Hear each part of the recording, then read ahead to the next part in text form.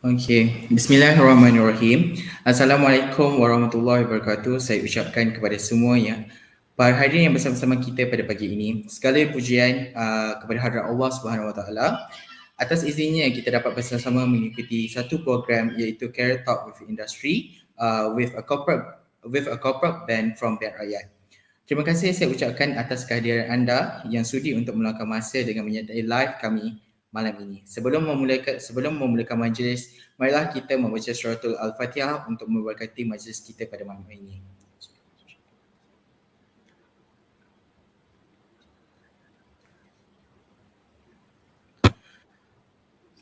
Amin, amin, amin, amin, ya Rabbal Alamin. Saya Muhammad Yusri bin Azmi selaku moderator anda untuk Career Talk with Industry 2.0 pada malam ini. Selamat datang ke program Career Talk with Industry 2.0 with band rakyat yang bertajuk Graduan Idaman Majikan.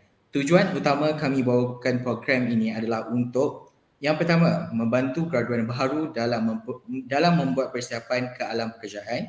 Yang kedua, memberi pendedahan tentang kemahiran yang dikehendaki oleh majikan di luar sana. Dalam siri kali ini, saya buka sesi dengan membawakan satu isu yang sering kali dikaitkan dengan isu graduan gagal memperoleh pekerjaan. Jadi untuk mengupas isu ini, saya bawakan secara istimewa buat anda yang menonton secara langsung bersama kami, panel yang akan mengupas dengan lebih lanjut dalam mengenai isu kita pada malam ini. Panel yang saya bawakan pada hari ini ialah Encik Muhammad Mujib bin Khairul Amri yang merupakan seorang corporate banker di syarikat perbankan Bank Rakyat. Sebagaimana kita terlebih dulu izinkan saya untuk memperkenalkan, memberi penerangan secara ringkas mengenai latar belakang Encik Mujib. Encik Mujib merupakan seorang graduan ijazah sejarah muda pentadbiran perniagaan yang berkhususannya dalam finance, iaitu finance, dan dia merupakan graduan daripada Universiti Putra Malaysia UPM. Okey, apa khabar Encik Mujib? Alhamdulillah sihat. Yus, apa khabar Yus?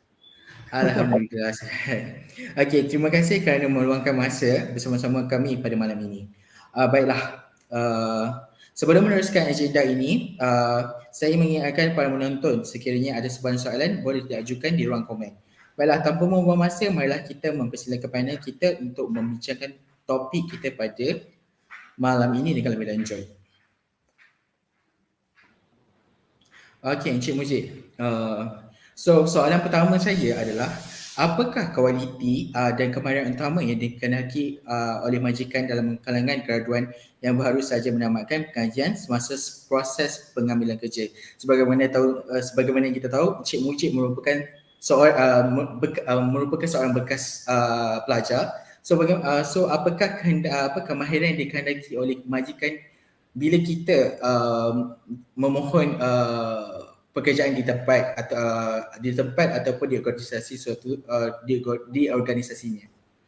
Okay, thank you Yusri for the introduction and then for the question and actually for this session.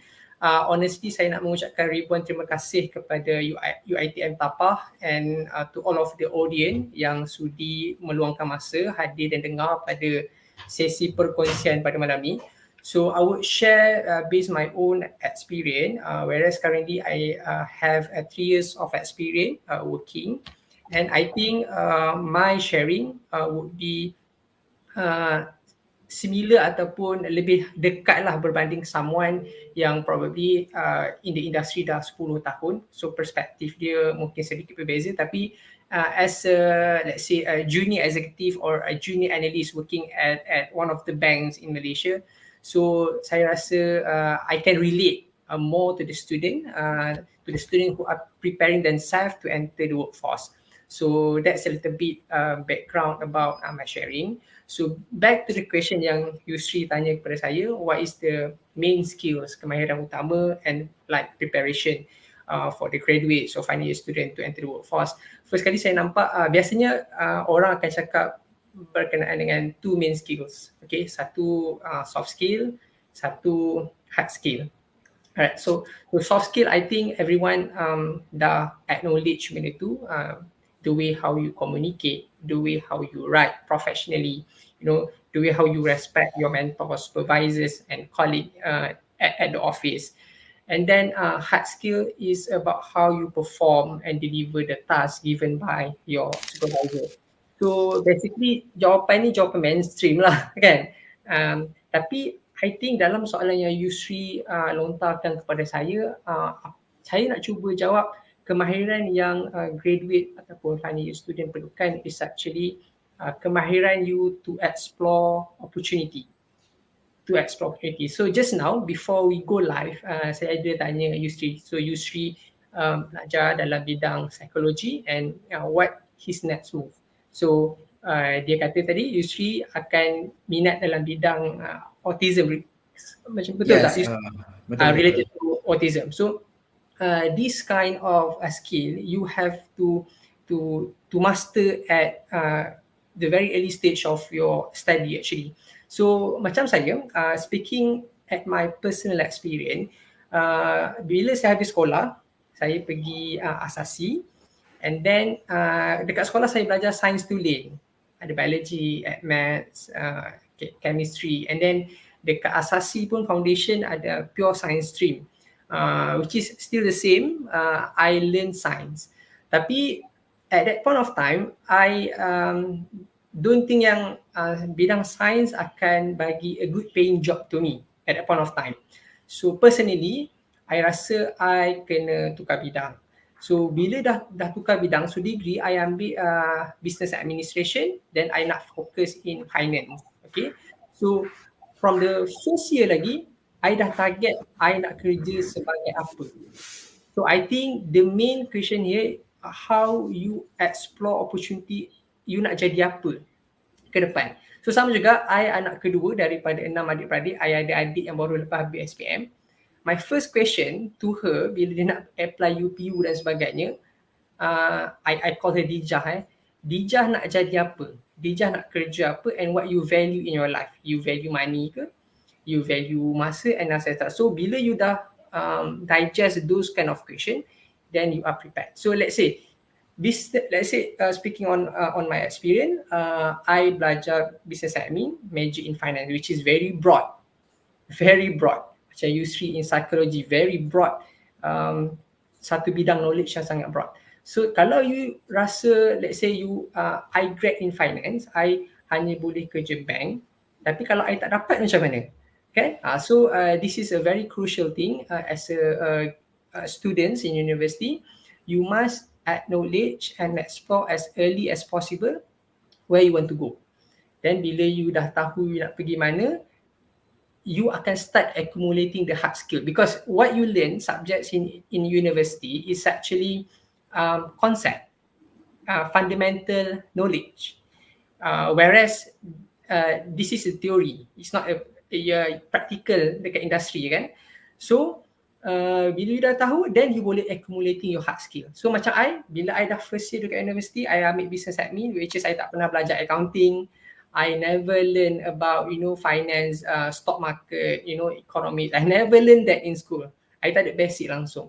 So what I did back in my university year after habis kelas accounting, I go to the library, I baca The Age. So if you are accounting student, finance student, watching this YouTube live, I baca The Age. You know The Age, satu surat khabar business yang bercakap tentang stock market, world economy, currency. So I start belajar and I start accumulating knowledge specific in those industry. Then I tahu, okay, let's say kalau you nak major stock market, you should know how to use Excel, for instance. You should know how to evaluate businesses, for instance, which is sometimes learn in the class, sometimes not. So you are accumulating hard skills. So you got two main point here. First, you explore opportunity as early as possible. Then hard skill, and then over the time, soft skill. So that's my point lah untuk soalan pertama. Okay, so back to Cik Mujib punya explanation tadi. Cik Mujib cakap you learned about the accounting outside of your classes.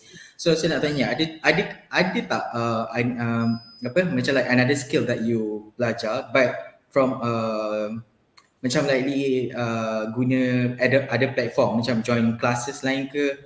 Maybe kalau ada, mungkinlah Encik Mujib boleh sharekan what kind of platform yang you belajar from that lah, supaya student dekat UiTM Tapah ni dapatlah apa platform yang diorang boleh cari maklumat tersebut lah, selain instead of surat khabar tadi kan.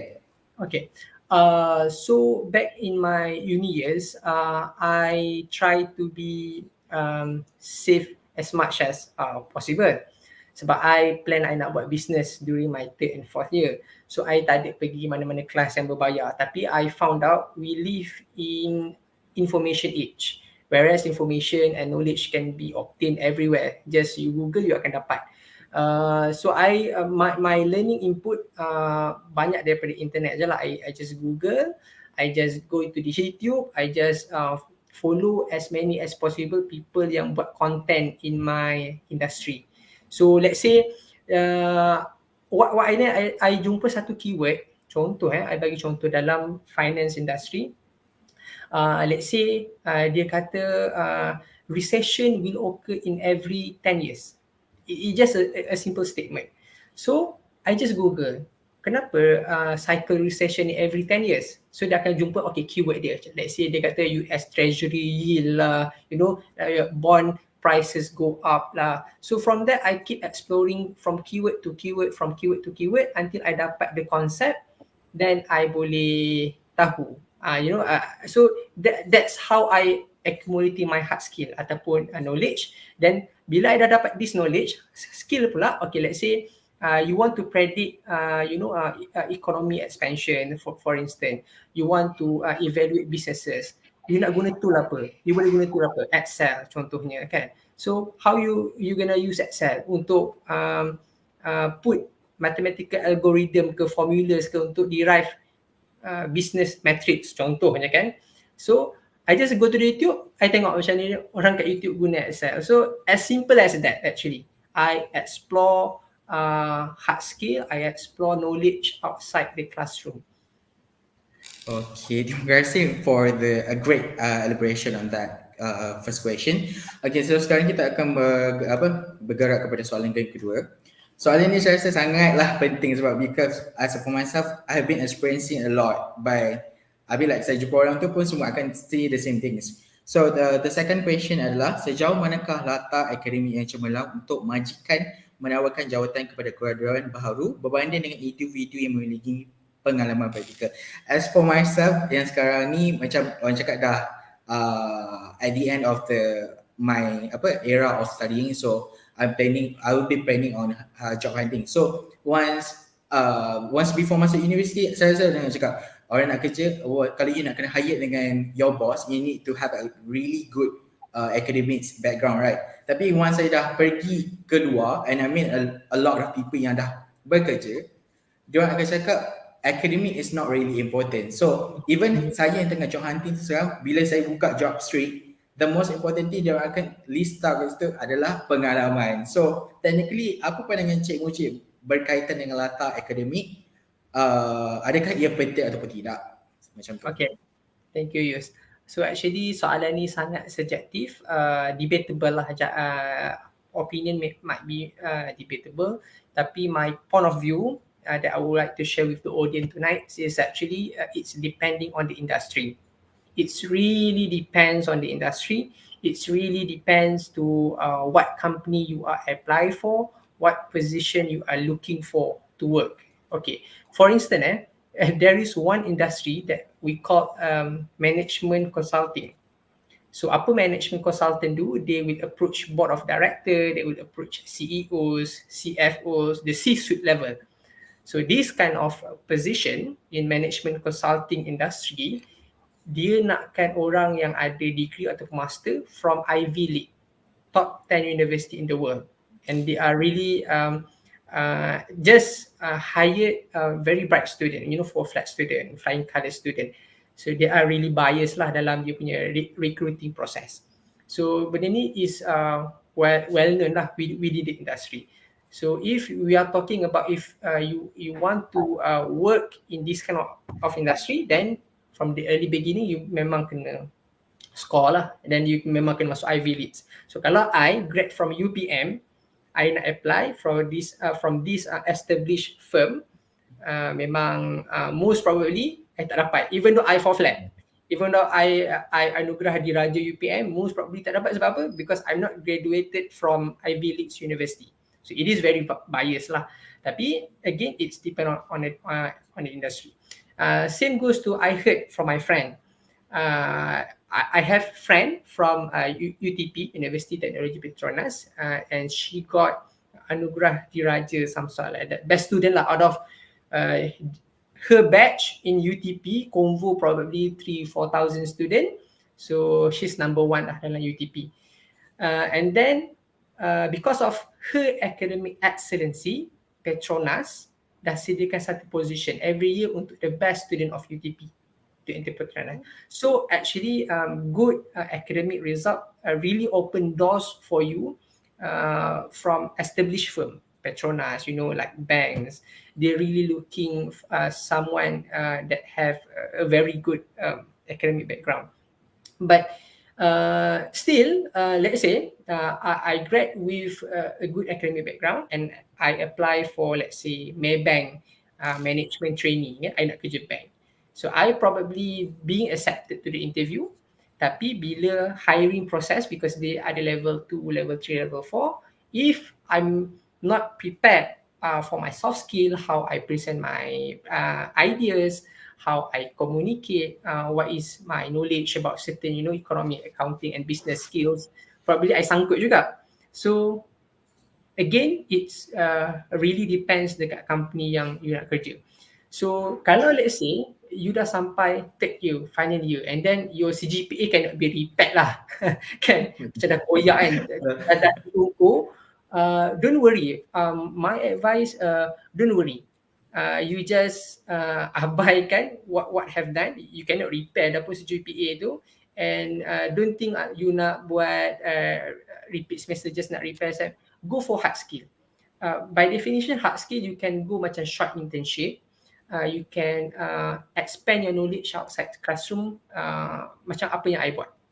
So even though your CGPA at 3, at 2.8, tapi if you have a very good hard skill, during interview session, you boleh kalahkan your peers, so something like that. Tapi kalau, even though, again, because the question is very subjective, macam mana you nak answer. If you have a very good academic background, okay, then you go for the interview, selection process, hiring process. Then you cannot present yourself very well, you cannot answer the question very well because you just start in the classroom knowledge, basic knowledge. Whereas when we talk about banking, I remember bila I belajar subject banking during my university years, it is very general. I pun, dia nama dia bank management tau. Bank management. Lepas tu, pensyarah ajar, okay. Tapi macam general gila, I pun tak dapat sangat apa sebenarnya bank management ni nak sampaikan at the end of the course kan. Tapi bila I masuk banking, I intern dekat corporate banking department, which is position I sekarang lah. I intern, bila I dapat task tu, I cakap, I never learn none of this during my university year. Even though I do a lot of my own study, research, I expand my knowledge, still I tak tahu apa benda kerja yang I nak buat tu. So again, if you have a good academic background but you don't have the hard skills and communication skills, it's hard for you too. So I would say it goes seiringan dengan tahu macam you punya hard skill, soft skill and academic background. So and then okay, macam career ni pula ada orang, a lot of them start at small size firm ataupun mid-size firm, company yang buat revenue let's say 100 million. Okay, contoh bank rakyat punya revenue let's say billions kan, which is very big lah. Ada syarikat buat just 50 million a year, 100 million a year. So it is like a mid-size company. So mid-size company, they don't really care about your academic background. As long as you know how to perform the task, you are confident enough, then I hire you lah kan. I hire you, then you buat. Because I found I muda, I junior analyst dekat Rakyat. And dekat my department, a lot of my colleagues are actually seniors, 30, 35, 40s, So from my experience talking to them, most of them kadang-kadang they start dekat very humble firms, probably let's say my friend dekat RHB Bank, gaji 4,000 start, which is for fresh graduate 4,000 ni kira macam you dah kategori wow lah. Gaji berapa yang Ya start Allah. kawan tau, 4,000, okay, wow. Kan? Tapi kalau kawan yang start dekat humble firm, gaji berapa? 2,000, kadang-kadang malu nak cakap 2,000. Tapi kalau you tahu career trajectory you, from gaji 2,000, after 2 years you jump, after 2 years you jump, you work very hard along the way to 3 years, then you finally can step at Maybank contohnya, start at Nestle ataupun start dekat Kementerian Pendidikan, whatever established institution that you are dream for to work kan. So again, different person, different career paths. Just don't feel bad about your academic background, as long as you notice that you wanted to grow in your life and in your career. Just go on. You just get new knowledge, then you buat. Okay, thank you Cik Mujib. Okay, alang-alang tadi kan kita cakap related to gaji, and then I mean like from your first question until the second question, most of your you punya explanation related to that, like an accountant are working at bank. So kat sini boleh tak kita selit, boleh tak Cik Mujib bagi what kind of options yang I mean like accounting graduates ni dia punya kerja tu dekat mana instead of focusing hanya dekat bank. So boleh tak share, boleh tak bagi option kat diorang ni supaya diorang dapat lihat yang bahawa that's graduating as accounting students ni bukan hanya berfokuskan pada nak jadi accountant dekat bank sahaja. So maybe lah kita boleh selit sikit dekat dalam bahagian part ni kan. Okay, so in finance industry, and then kalau accounting graduate, accounting students, actually diorang nak jadi accountant lah. I bukan accountant. I bukan accountant. So I analyst, credit analyst. Nama position credit analyst. So biasanya kalau you tanya student accounting nak jadi apa, you nak jadi accountant. Okay, tu first lah you boleh jadi accountant dekat mana-mana syarikat, you must be an accountant. And then you boleh jadi analyst, finance analyst. And then actually dalam accounting or finance department, there are a lot of position. Ada budgeting, ada financial controller, ada account payable, receivable. So that is the position. Okay, for industry, accounting student, sebab let's say macam my brother is actually a SSCA candidate student. Okay, so his batch, kalau tanya after you graduate SSCA, graduate from SSCA, apa you nak jadi? Auditor lah. You nak kerja dekat Big 4, PwC, Deloitte, EY, KPMG kan, Big 4, auditor, audit firm. Tapi instead of you going to audit, apa lagi industri boleh? Management consulting. Apa lagi industri yang boleh buat? You boleh pergi banking. Banking ada 2 cabang. Satu commercial banking, which is currently I am now. Satu lagi investment banking, which is totally different lah, because one is debt market, pasaran hutang, dan satu lagi equity market, pasaran modal, equity market.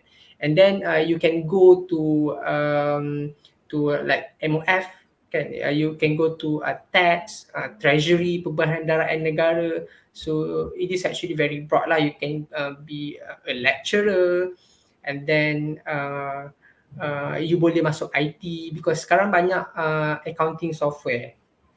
So you have the technical knowledge of accounting, and now people want to build system, apps. Dulu accounting software ni untuk firms yang besar-besar, kan, syarikat-syarikat besar, dia ada accounting software dia.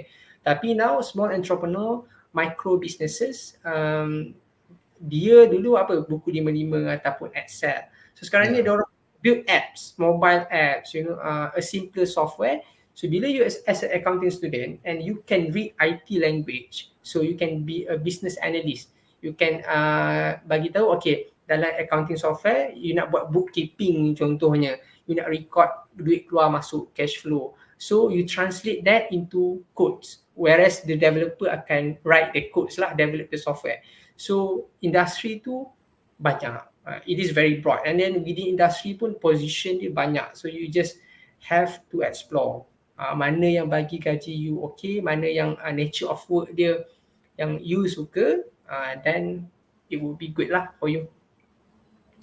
Okay, thank you for the like elaboration and giving like broaden the view for the students on instead of focusing being accountant and all. So we can move to the next question, which is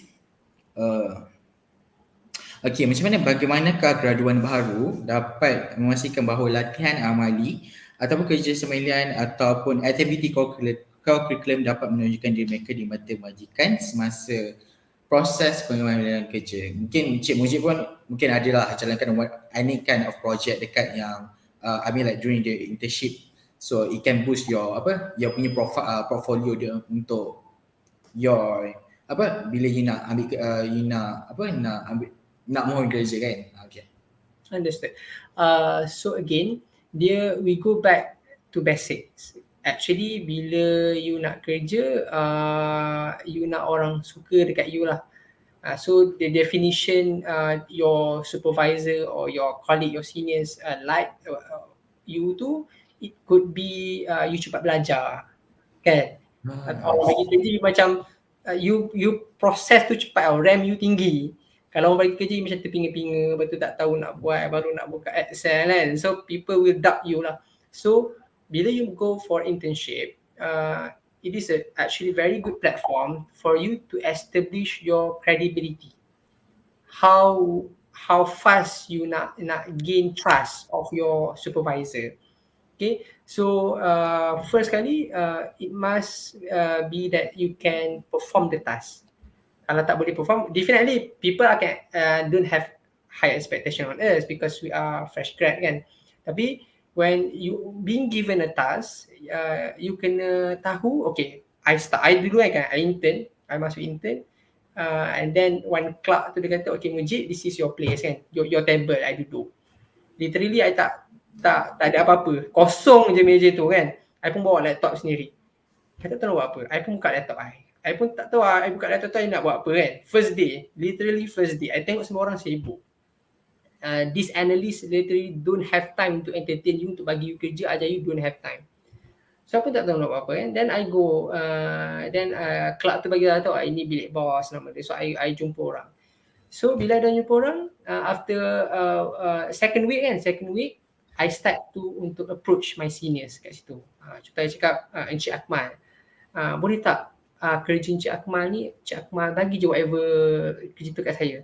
Hantar borang ke, key in buat clerical task ke, boleh tak? You just nak establish communication dengan dia. Then dia kata bagi, Encik, tolong scankan ni, dah ada banyak file nak kena scan. Tolong draft satu email, dia nak kena email dekat klien. So, I buat. So, after 2-3 weeks, I buat macam administrative task. I start untuk explore, I nak buat advanced task. Contohnya, I nampak dekat dokumen tu dia ada financial analysis part, which is bila businesses, corporate client, dia approach bank, dia nak minta loan ataupun financing kan, banks akan assess financial document. You punya sales berapa, you punya cost berapa, boleh tak you nak serve the installment, and then ada financial projection after 5 years, boleh tak you nak sustain in the industry, So benda tu I attracted lah benda tu sebab I memang minat finance related works kan, tapi I tak get the opportunity lagi. Dah dekat sebulan dah ni. So I started kata, Cik Akmal, saya belajar benda ni dekat universiti, boleh tak saya nak try buat? Nampak? You offer. So bila dia bagi, that time I try untuk buat sehabis baik. And I tengok macam mana dia buat. Dia comment about the financial document tu. So I pun try to comment. And then I baca the age tu, tengok macam mana, experience analyst, yang publish dekat news tu, buat reporting about financial analysis. So I pun try buat. So bila I bagi buat tu, dia macam okay juga, acceptable lah kerja. Then I started to gain trust lah. So in term of hard skill, you have as soon as possible to establish your hard skill. Contohnya mungkin kalau you see dekat bidang psikologi, you try to give a lot of idea macam mana kita nak improve, contohnya kebolehpasaran graduan, program, strategic program, collaboration dengan industry player. So this kind of we so called hard skill, you memang kena actively engage dalam the work environment. Secondly, it's all about relationship. Because I dulu dekat Agrobank, I start my career at Agrobank, then I go to Bank Rakyat. So I dapat masuk Bank Rakyat because of my senior recommendation. I dapat recommendation from him. So it's about relationship lah. It's not about you tiba-tiba dapat kabel, saudara mara, ambil you kerja. So you establish relationship as simple as you show respect, you show courtesy, the way you be on time, and then bila diorang main badminton, main futsal, you join them too, and then you share your thoughts, you share your career aspiration. So you wanted them to see you like, oh okay, budak ni bagus, budak ni berbeza sikit dengan few interns yang dah masuk department corporate banking. Budak ni different sikit, dan budak ni contohnya cepat belajar. So that's how you wanna see credible at the eyes of your senior supervisor and bosses. Benda-benda macam tu lah. So I think bila you dah pergi internship, don't just because I did see, because I dah analyst kan, junior analyst dekat mana, I did see some interns, dia tak grab opportunity ni tau, dia tak agresif. You just tunggu kerja, you just dapat kerja tu, you buat let's say lah you ada 8 jam office hour, you dapat kerja tu, probably that task can be easily done in 2-3 hours. Lepas tu, okay, we call it end of the day. Let's call it at the end of the day. Esok aku minta buat task baru dekat sini. So kalau you punya internship very short, 4 months, 6 months kan, 8 months ke, so you wanna utilize every hour of your internship. Go extra mile. Kalau you kena pergi weekend, go weekend. Tapi you kena tahulah, at the end of internship tu, gaji at the starting point of the fresh graduate tu berapa? 3,000, 3,500, 4,000, 5,000, then you akan rasa berbaloi. You go extra mile during your internship. Okay, so technically dari sini yang saya dapat tengok lah, I mean like instead of focusing with macam like your usual punya task, it means like it's really important untuk you go extra mile. Yes, okay, that's the right words. Okay, so exactly. Okay, so rasanya so we can move on to the next questions. Okay, bagaimana graduan baru dapat menunjukkan bahawa mereka mempunyai potensi untuk pertumbuhan dan pembangunan profesional kepada majikan semasa proses permohonan kerja dan tumbuh. Macam mana kita nak portray dekat macam kita punya bakal bos ni, kita ni ada that kind of potential yang boleh membawa kepada developments untuk dia punya syarikat. So how exactly nak portray that kind of qualities lah, supaya bila dia tengok kita sendiri, dia cakap okay, aku boleh ambil this kinds of pekerja, which is that dia ada the quality untuk berkembang, bertumbuh, instead of macam likely kau datang kerja just doing your task and then dapat gaji dah macam tu je at the end of the day. So macam likely that pekerja yang dia ambil tu tak ada macam likely nak contribute towards the development of the organisation lah. So macam mana exactly kita nak portray that kind of things to kita punya bakal majikan, as we need sure that for the sake of our macam mana orang cakap, untuk mendapatkan pekerjaan itulah. Okay. Soalan ni apply at most cases, tapi sometimes kerja yang kita nak apply tu dia repetitive, dia operational in nature. So if you working in operation, benda tu memang you don't have to make value creation impact to the organisation.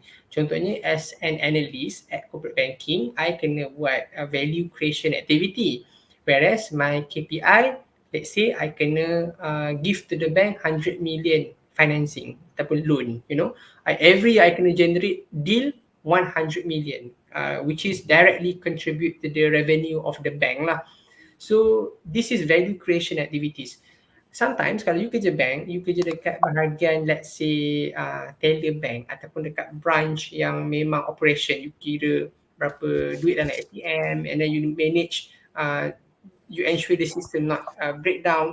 So this kind of activity tak perlukan value creation. So kalau you happen to work in operation activity, know that your boss doesn't really care you give, you know, value creation or not, because your position is actually to support the the one yang akan bagi revenue to the bank.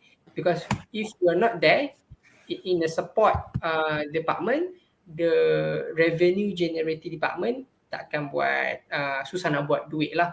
So mesti ada support. So bila support, you just have to be efficient.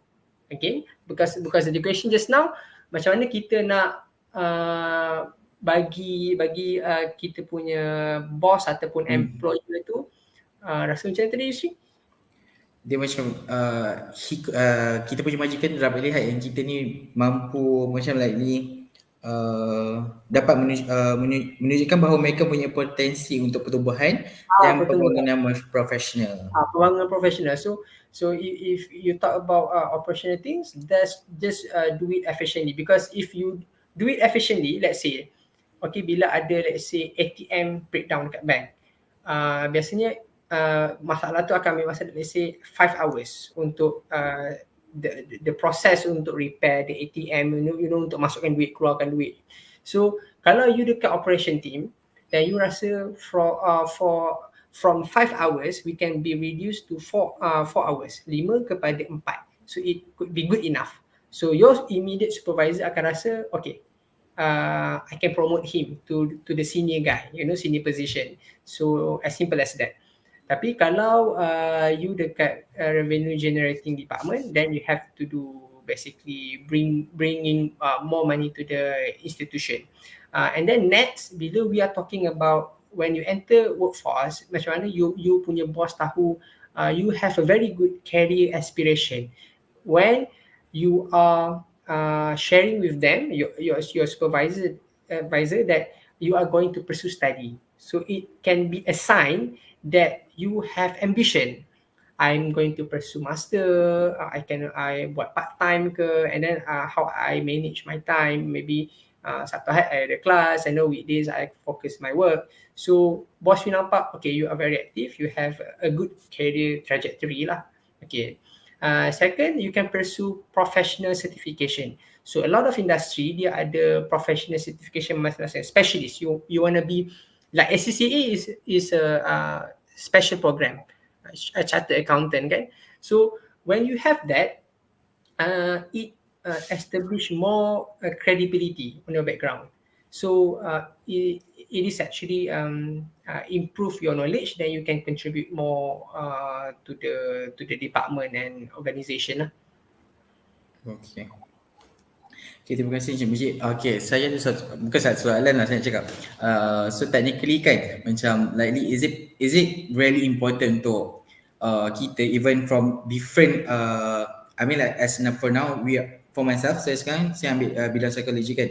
Is it adalah important tak untuk saya belajar another skill kan untuk kebolehan pasaran saya sendiri. So macam likely kan orang akan fikir like is it penting ke untuk aku belajar another skills yang tak related macam like ni nak doing accounting kind of stuff yang macam tu sebab tak relate dengan kerja kita kan. Sebab once kita graduated, then basically kita pergi ke tempat kerja tu tak guna pun, tak apply pun this kind of skill. So apa pandangan Cik Mujib, is it penting ke untuk students ambil courses, I mean like extra courses that are not related towards their dia majoring lah. Okay. From my point of view, try to be a specialist as early as possible. This is from my point of view. Some trainer, some career consultant, dia kata you be generalist dulu. Nanti after you work 5 years down the road, then you start to be specialist. This is, you know, for me lah, for my opinion, this kind of advice apply pada zaman belajar kat sekolah. You ambil je sains dulu. Nanti you senang nak masuk diploma, degree, asasi, matrix kan.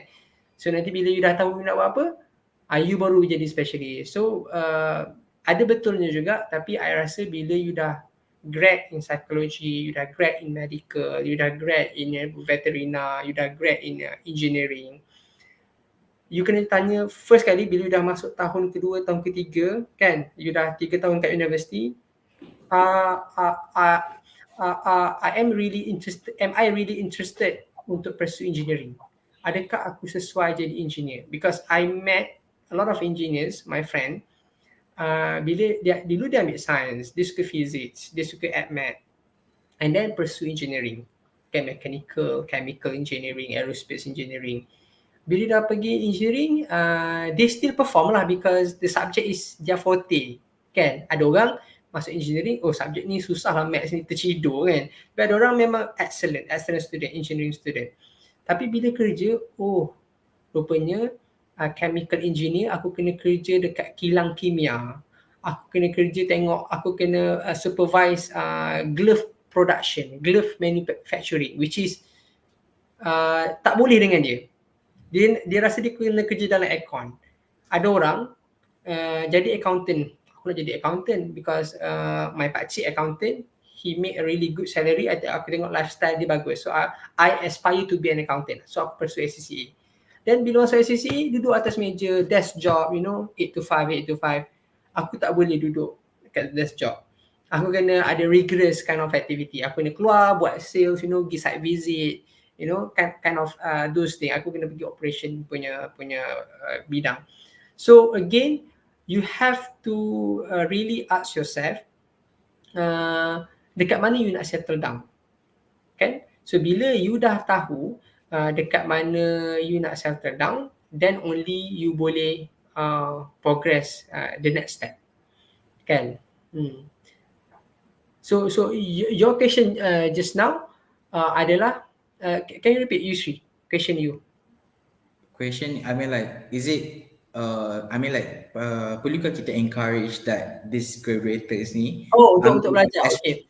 Yes. Ambil tak extra courses yang not related towards their majoring lah. Sebab sekarang kan macam likely, even for myself pun I've been thinking like, should I take this kind of courses? Because macam likely rasa buang masa tau. Because sometimes bila kita terlalu busy, kita rasa macam at the end of the day, macam kalau kita ambil courses tu berbayar, and then it's using our time kan. Tapi once kita graduate pun macam courses yang kita ambil itu tak ada function pun actually. So macam like, I mean like, even in your opinion, is it you would like to encourage the students untuk ambil tau, kalau macam untuk dia punya keberpasaran lah. Again, you have to ask yourself, betul ke tak you nak kerja dalam bidang tu, then my advice, be specialist. When I said be a specialist, you kena know more about the field ataupun position you yang you nak kerja. So let's say kalau I memang daripada zaman universiti, I nak kerja bank, tak kisahlah commercial bank ke ataupun investment banking, tapi I nak kerja dekat bank. My goals is I would like to enter banks kan. So kalau lah tiba-tiba I nak belajar IT, probably benefit me lah. Tapi kalau I dah tahu specifically I nak masuk bank, I nak jadi credit analyst, so kalau I belajar IT probably doesn't help me untuk secure that position. Sebab the question is that kalau you learn something outside your current field, boleh tak you increase your employability ataupun kebolehpasaran. So kalau you dah specialist, you dah accumulating hard skill, the odds ataupun the likelihood untuk you to be absorbed in the good institution ni lebih tinggi, because one question they throw to you, you can give 10 answer because you know a lot, even though you are fresh graduate. So they see this student have kind of wisdom, just baru 22, 25, just graduating from university, tapi dah tahu banyak benda. Compare to ada orang kerja 5 tahun baru tahu banyak benda, tapi ada orang baru habis universiti dah tahu banyak benda. So be a specialist. And then tapi bila you dah kerja, let's say lah tiba-tiba you memang minat, I minat nak jadi credit analyst tapi I tak minat dengan working hour dia, ataupun it's really draining you, you know, you balik kerja pukul 10, Sabtu Ahad pun kadang-kadang buka laptop, kerja tak siap-siap. So at that point of time probably you nak diverge. So again, kalau you dah, let's say you nak trying to settle down within that kind of position ataupun field ataupun industry, research a lot about the position. Kalau you kerja bank, you boleh just go to the Reddit forum, Twitter, ask around your uncle, your relative, your friends, your seniors, you know, alumni punya gathering kan. Ask themselves, kalau you jadi, let's say you jadi auditor, macam mana life seorang auditor? You go to the TikTok, a lot of them share about, okay, kalau you jadi teacher, ini yang you rasa, ini pros, ini cons. So before you deciding to enter the workforce, you dah tahu dah, kalau you decide to stay for forever dalam industri itu, probably you don't have to go untuk belajar ataupun acquire new skill or knowledge lah. Tapi kalau you rasa, okay, aku dah buat SCCA, dah macam dah terlambat dah pun, nak grad dah kan SCCA. And then untuk aku jadi chartered accountant aku perlu bekerja in audit firm ataupun accounting related field 3 years. So nak tak nak, walaupun aku dah tahu auditors ni punya lifestyle tak bagus, aku tahan je lah 3 tahun. Tapi at that point of time you may start searching for other option. You boleh masuk ke bidang mana kan. So then acquiring new knowledge or skill might be really good to you. So my conclusion is that be specialist, meaning that don't bother to learn a lot of things. To increase your general knowledge, yes, increase general knowledge. Tapi you nak go deeper, probably not. So semua sama juga macam bila I dulu fresh graduate, people are talking about tools like Power BI. You boleh buat visualization, data cleaning. People are talking about like Python language coding. So kalau you rasa kan, you hang out with your friends, then your friends are talking about Python coding, language programming. Dia bukan budak IT pun. Dia budak ekonomi, budak statistik, maths guy. Tapi dia talking about IT language, which is sometimes, aku fall behind ke? Aku kena learn ke this kind of skill, So sometimes ada juga rasa macam tu. Tapi from what my conclusion is, sebab I credit analyst dekat corporate banking, I paling muda. I 25, I dah ada 3 tahun pengalaman bekerja, and my peers, my department tu seorang 37, seorang 42, sangat huge gap. So what I'm trying to say, I don't bother acquiring new skill, I be specialist and I secure the job that I want lah, and I really happy about decision that I made. So this is from my point of view. Okay, terima kasih untuk perhuraian yang sangat sangat padat ya. So I rasa kita dah boleh move to the last question. I rasa the last question pun related the same thing, but I rasa it's required for you to emphasize on it lah. Apakah so the question is, apakah kemahiran interpersonal yang perlu dimiliki oleh calon dalam memastikan kebolepasaran mereka sebagai graduan baru? What kind of interpersonal skill yang calon perlu strengthen daripada zaman universiti lagi untuk diorang ni promote themselves to be hired lah, yang really they need to strengthen lah bagi Encik Mujib sendiri in your in the perspective of in your organizations or in general lah. The most important one lah. Okay. I think soft skill ataupun kemahiran insania, interpersonal skill, semua benda tu is required lah. Kalau you just Google 7 kemahiran insania ke, what is the example of interpersonal skill ke, so they will give you points, like critical thinking ke, communication, this and that and so on.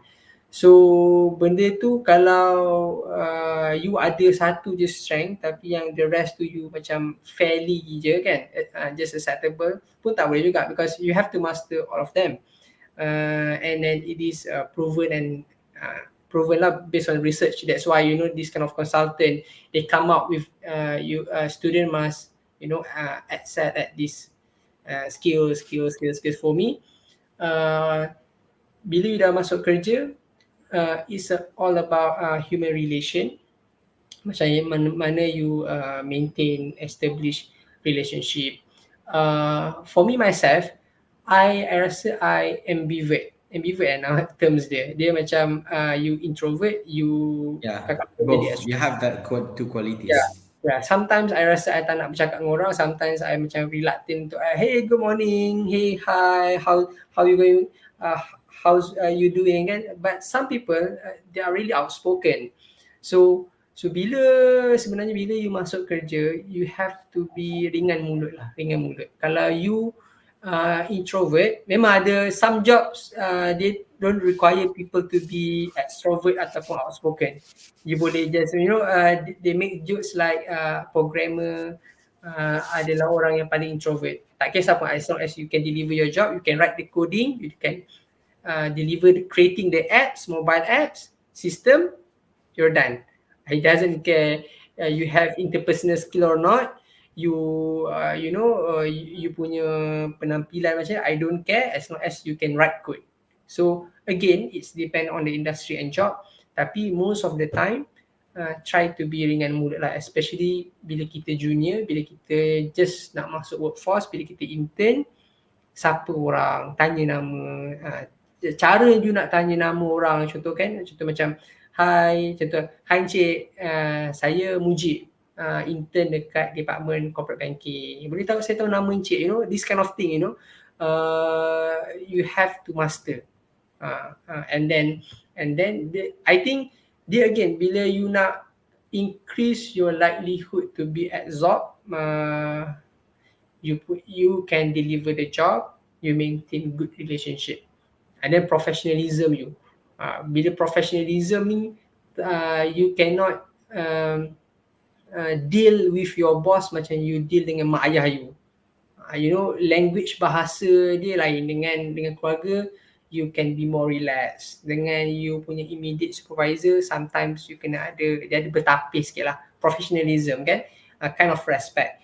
Tapi along the way, bila you dah kerja 3, 5 tahun, 10 tahun, probably manager you tu just like your father and your mother sometimes, kalau dah rapat kan. So again, I don't see that you can drop 1 or 2 interpersonal skill. I would say you go or master all of it, then just be simple as possible, perform your task well, you can absorb the task, the concept, you deliver, then you communicate well. And always asking, before you leave your internship, always asking, would you recommend me untuk position ni, ataupun okay fine kalau sekarang tak ada opening kan, tapi kalau you ada kawan-kawan, because your boss mesti ada kawan-kawan kan. I start my career dekat Agrobank, internship dekat Agrobank, dia dah pergi at least 5 banks before Agrobank. Dia ada kawan dekat Bank Rakyat, dia ada kawan dekat M-Bank, Afin Bank, a lot of banks. So kalau lah you bagus, then you tanya, sebab kalau you tak tanya, kadang-kadang you tak dapat. Tapi kalau you tanya, at least budak ni memang nak kerja ni, then boss you rasa okay, budak ni bagus, why not aku just recommend dalam group kawan-kawan, aku ada budak bagus, kalau kau nak junior analyst, this is the guy. Always asking for referrals. And I have until today, I always maintain my circle kan dengan kawan-kawan. Actually I suka kalau ada kawan yang bertanya, Jip, kat tempat kau ada kosong tak? Jip, kau tahu tak siapa kawan kau yang ada buat opening? So I can just drop by my resume. Tapi you just maintain you punya courtesy bila you nak minta tolong orang. So always asking. Kalau you nak, and then bila you dah masuk kerja, kadang-kadang dulu you nampak position tu bagus kan, you really want to go for it. Tapi bila you dah kerja 1 tahun 2 tahun, I think ada position yang lebih suit my lifestyle. So you boleh pergi pula kan. You have to explore. Bila you dah kerja, for the first second year, I guarantee a lot of us akan jumpakan kawan-kawan, tanya tempat kerja kau macam mana, bos kau macam mana, increment kau yearly macam mana career trajectory, you just want to listen to them and gain insight. Oh, probably sebenarnya aku lagi suka lah kerja kat department ni, dekat industri ni. Kenapa lah aku nak kerja bank? Aku rasa baik aku pergi kerja dekat another industry. Better compensation, better medical benefit, something like that lah. Okay. So I think we have reaching out to the last question lah. So first at the end saya nak cakap terima kasih Cik Mujib atas sponsor yang bermanfaat tadi. Dengan berakhir sesi soal jawab tadi itu tadi, maka berakhirlah program kita pada malam ini. Sebelum melaburkan tirai, saya ingin mengucapkan ribuan terima kasih kepada ahli panel kita pada malam ini atas perkongsian yang sangat bermanfaat dan semua penonton yang setia hingga ke penghujung. Ya. May I interrupt? After this akan terus habis ke? Yes, terus habis. Okay. I just wanted to connect to as many as possible audience malam ni. Kalau ada 10 lah, kalau ada 200 lah. Regardless of the numbers of the audience, I just want to connect. Kalau you watching this live, let's say you wanted me to review your resume, you just let me know, okay? I think I nak kena share my screen, boleh Yusri Boleh. Allow me to share screen. I just nak write my like Instagram ke Twitter ke LinkedIn ke email ke, so that the audience ataupun maybe among you guys as the program coordinator might want to contact me in the future lah. Alright. Let me share my screen. First kali I did resume review. I just wanted to share dengan you guys. I kahwin awal. I habis je semester 8. I terus kahwin. I tak dapat kerja lagi. Tapi I terus kahwin. Alhamdulillah. Pak Mertua bagilah kahwin dengan anak dia walaupun tak ada kerja. 2 weeks after that, I masuk kerja.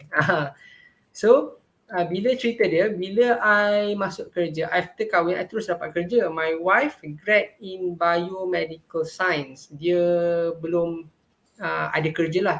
I think about 6 months. She's trying to do business tapi doesn't fit her lifestyle. So, I minta dia cari kerja. I kata you can explore job lah. So, bila dia buat resume, I tak sempat tengok. So, dia apply apa semua. Dan I rasa one day macam orang dapat engagement daripada recruiters and hiring managers. So one day I nak tengok resume you. Bila tengok resume dia, I see a lot of areas to improve lah. Dia biomedical science, I banking, finance. So memang tu difference. Tapi bila I review resume dia, according to what I have learned in resume writing, alhamdulillah, first dia dapat dekat company Johnson & Johnson, which is top 2 company yang supply. Johnson & Johnson ni pedak baby Johnson & Johnson tu, tapi itu one of the landmark iconic product dia lah. Sebenarnya company ni multinational company from US. Dia ada banyak produk. Dia ada vaksin Johnson, ada bedak untuk consumer, ada medical device. So dia supply medical equipment to hospital macam X-ray and whatsoever. So bila I did resume review, dia dapat landed job at this kind of big company, tapi as a protege. I disclose je gaji dia because of probably act as motivation to all of you. So gaji dia at that time 2,000 as a protege, tapi dia dapat establish organisation lah kan. And then after nearly 1 year, 8 months macam tu, I kata why not you just seeking for another opportunity. So I tengok, sebab bila dia dah kerja mesti ada keyword baru yang dia nak kena masukkan kan. So bila keyword baru kena masukkan, then I review, I rasa you kena tambah ni apa semua, dan dia apply kerja. Dia dapat kerja dekat company medical electronic, Medtronic. So Medtronic ni dia macam kalau Johnson & Johnson tu Maybank, Medtronic ni CIMB lah kalau dalam banking, which is established firm. So daripada 2,000 gaji dia 3,500 naik. So sekarang ni pun dia tengah explore new opportunity. Again I review dia punya resume. Dia minta gaji 5,000. So just within 3 years you can see macam mana salary dia naik. 2,000, 3,500, 5,000. So I think the closest example that I successfully did is my wife lah, 5,000. So I did resume review. If you want to contact me, you just can reach me through my email, khairul@gmail.com. This is my email. Probably you want... dah present ke you punya slide? Oh, you guys tak nampak Sorry, I shot sendiri. Sorry. Okay. Kejap. Okay, yes, I share. Okay, nampak? Yeah, hold on. Okay.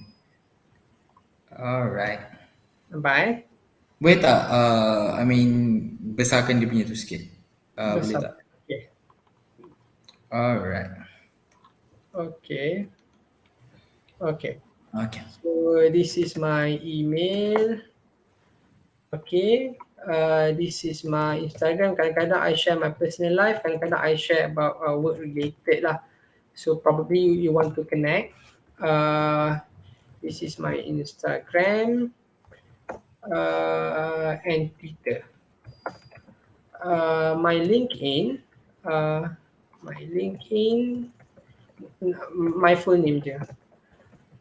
Okay, just in case you want to connect, you want to ask for tips, you can reach me through this platform lah. Okay, I did resume review, and then I also can do, if you wish, resume writing. Okay, resume writing, because now there are the ATS, some application that screen keywords. You just wanted to make sure you got your resume right, because resume ni dia macam satu platform untuk you get into the interview. So you nak try as much as you can to create to drive the hiring manager. Oh, menarik resume orang ni dan aku nak invite dia for interview untuk aku tahu dengan lebih lanjut. Resume review, resume writing, and then career coaching. Ini I buat untuk orang dalam bidang finance lah, accounting, finance, economics, banking, investment. So kalau you ada student ataupun kenalan yang nak career coaching within this field, okay. About banks, about private equity, venture capital, management consulting. So I can do career coaching. And then last but not least, specifically for UiTM, just in case, because I found out tonight's session is actually a very generic topic. We talk about experience versus academic. We talk about soft skill, hard skill. We talk about my personal experience. Tapi kalau let's say UiTM Tapah in the future wanted to organize another session, for instance, how to optimize LinkedIn. Let me finish this. Talk session lah kot. Yeah. Inviting me as a panel, like how you want to optimize LinkedIn. So mungkin in that session I boleh walk through with you guys. Kita buka Mujib, sorry to interrupt you. One of the viewers tanya, do you did the review on video resume? Currently tak lah. Video resume tak.